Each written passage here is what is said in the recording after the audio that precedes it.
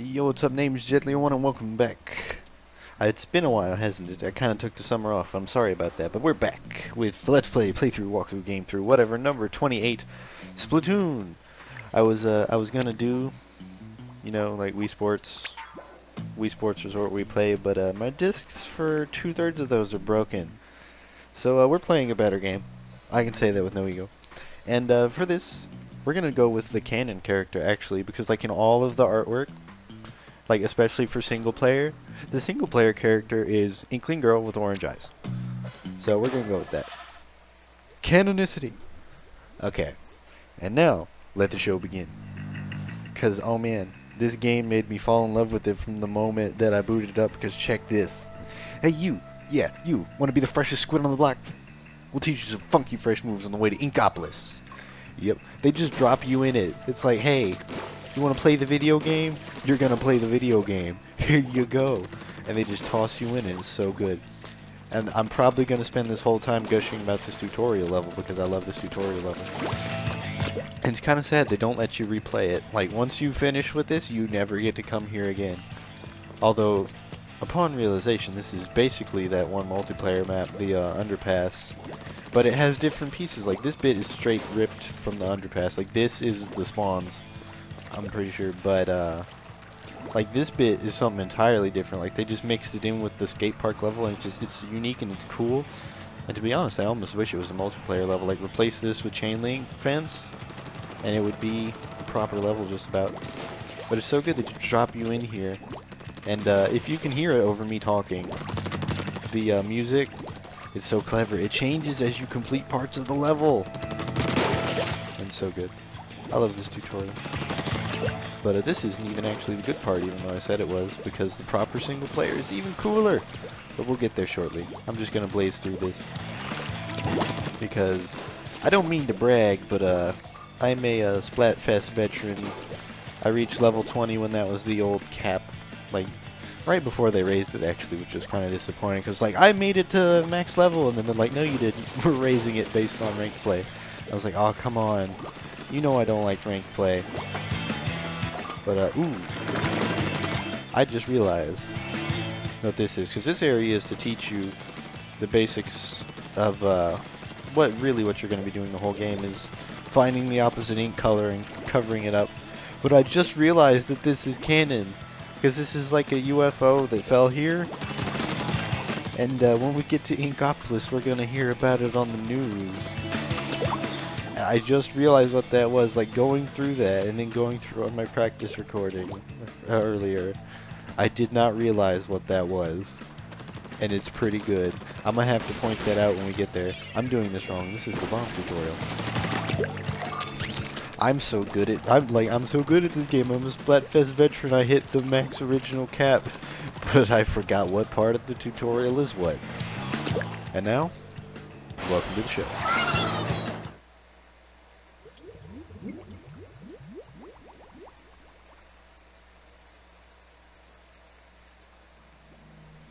Nintendo presents the freshest shooter on the market that I really wish they would port to PC, except they're really controlling of having their games only on their consoles. Yes.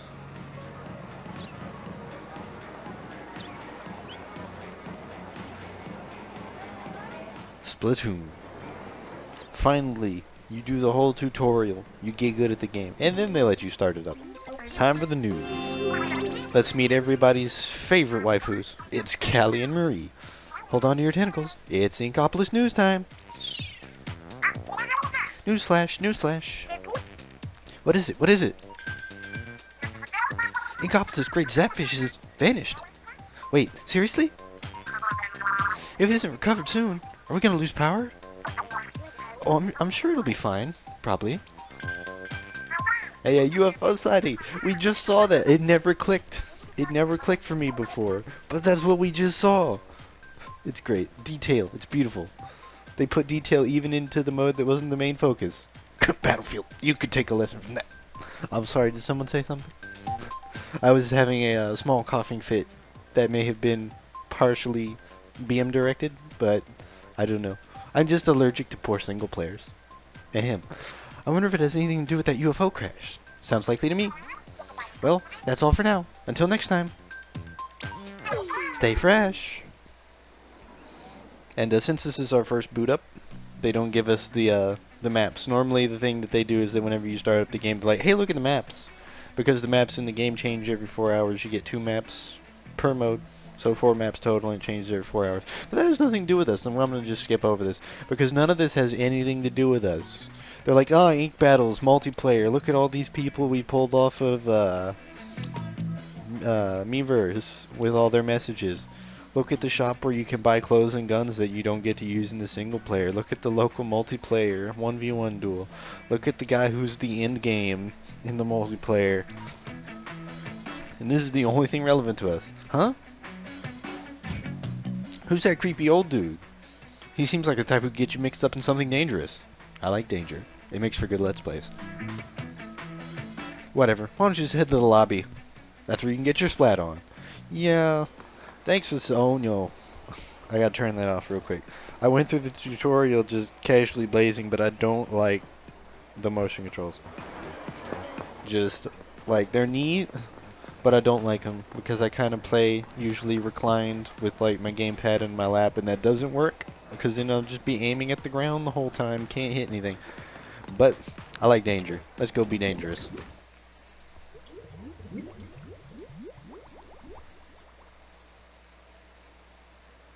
Welcome to Super Squid Kid Galaxy. If I wasn't lazy, I would edit in the Mario Galaxy theme. The Octarians are coming. No. Oh, hi. Guess I lost my cool for a minute there. I'm Captain Cuttlefish, leader of the legendary Squid Splatoon. That look in your eye, it's the look I've been looking for. The great zapfish that powers Inkopolis has been squidnapped. Nobody believes me, but it's the work of the Octarians. I just know it. They want revenge for the great turf war of 100 years ago. I've been keeping an eye on them this whole time, of course. But they stole the great zapfish right out from under my nose. You weren't watching very hard, were you? Please, you gotta help me rescue the great zapfish. Dots. Dots. So, I'm gonna take your silence as a yes. And then we just instantly change into superhero gear, which I love. I love this outfit so much. Like, until they added in a couple more outfits that I liked more, I used this in multiplayer nonstop because just, it's so Jet Set Radio. It's great. I love it. Like, that's part of the reason why I love this game is that it's like, basically, Jet Set Radio mixed with Mario Galaxy, mixed with TF2 on the multiplayer side of things, and it's great. I love it. I'm going to spend this whole Let's Play just gushing about how much I love this game. Be prepared. Anyways, starting today, you are Agent 3 of the new Squid Splatoon. This is your brand new hero suit. It'll help you fight the Octarians. What a great fit for hand-me-down from Agents 1 and 2. Speaking of which, where are my fellow agents? Like, I could use some help, like, I don't know, squad multiplayer maybe? Be nice, but no. Now, let's go get those Octo Jerks. I'm counting on you, bucko! Alright, and we're gonna do exactly that. Just kidding. Because first I gotta talk about 2 important things. Is that, I think he talks about it once you get through a level or 2, but bottom right hand, there's 2 important buttons. Plus is upgrade gear, so there's slight RPG elements. You can increase the fire rate on your main gun, the amount of ammo you carry, and then increase the strength of your bombs. You start with the default bomb that we saw in the tutorial because that's what's on the SMG starting weapon. But you can also get the burst bombs and the seeker bombs that some other weapons have.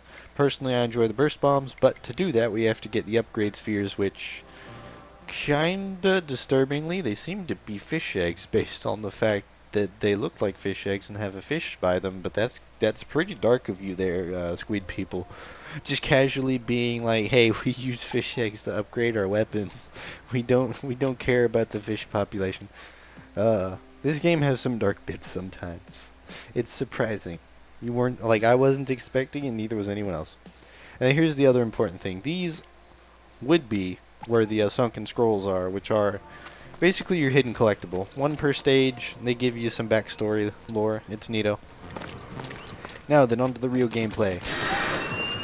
In order to find your areas, you get to run around this overworld, and then the invisible tea kettles, you ink them, and they give you your levels. So like this first area, you can see at the top, save 3 zapfish, so this area has 3 levels in it, 1 zapfish per level. And then there's the big tea kettle, That is where a boss is obviously going to be. And that there is our gateways to the other little worlds, because this game is broken up into, you can't see it because I don't know how to record, get the gamepad, and I probably couldn't afford the setup anyways. But there are 5 islands. They each have their own set of areas. And when you clear one island, you move on to the next, and it's great. And also, I'm just going to warn you now that I'm willing to bet, like, this last area, the last island, I'm pretty sure it's that one, because that looks to be the most complicated. But whatever the, like, really complicated island is, there's probably going to be an entire episode dedicated to just unlocking those levels, because I got so lost.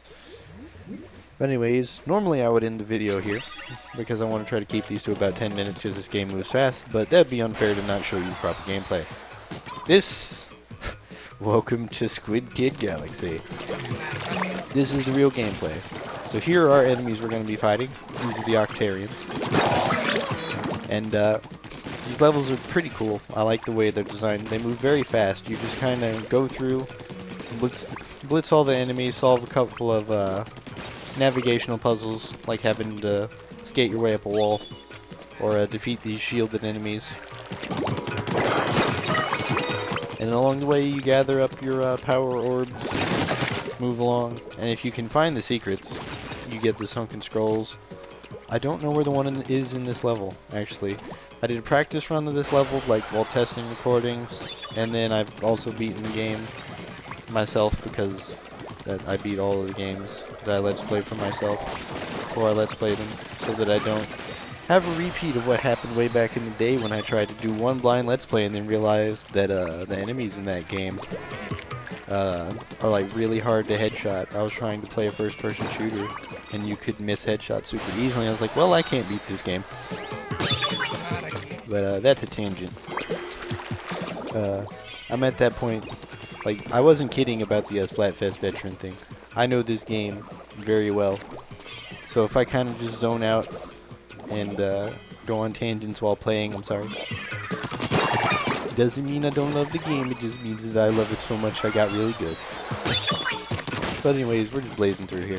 This first level is really easy. It's mostly just like a secondary tutorial almost, because the first tutorial taught you how to play the game. It also showed you the UFO, which is cool. But this one shows you how single player is going to work. So it introduces you to your enemies. Currently we get to see the one tentacle Octarians, where they just fire blasts of ink at you. That if they hit you, do a solid amount of damage. They don't do much, but if you're low, like if you've been standing in enemy ink just to get near them or something, or they manage to hit you once, that second one's going to finish you. But nothing too bad. And then another new mechanic is that sometimes there'll be keys. We have to get the keys, take them to the vault. It's no big deal. It just means you have to see the whole level. We're already the final spit. Like I said, I would blaze through these, and I mean it. Like, it's not a very challenging game. It's just very fun.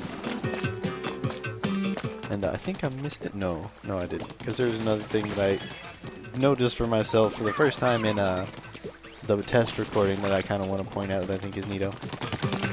Because this was also where I noticed, see up there, that's a 2-tentacle. He's actually a different fighter. Because the 1 tentacles, they shoot the single blast at you. He actually has a gun like yours. And when enemies fall into ink, just like you, they kind of flounder around a bit, they move slower, and they take a bit of damage. But they will actually, I never noticed that before now, but they will actually just start slowly painting over you. If they get caught in it, they'll just slowly start painting it over. That's neato. Details. It's great. But that's enough of my opening episode ranting. I usually just rant non-stop for the first episode of all of my Let's Plays, and then I get a little better. So let's just grab our Shine Sprite / Power Star. JK, it's a Zapfish. And that's how you win the level. You just break the bubble and free the Zapfish. Now go do it a bunch more times. Yep. Very simple game, but it's super fun just because the levels are well designed and the mechanics are super good. And also the music is amazing. I'll be talking over it, but I kind of went and did sound balance to where you can still hear the game really well even though I'm talking, because I love the music. The music's great. But anyways, this has been Jet1, and I'll see you next time as we take on level 2, level 3, and maybe the boss, depending on how filthy savage I go and beat the levels, how fast. Anyways, see you then.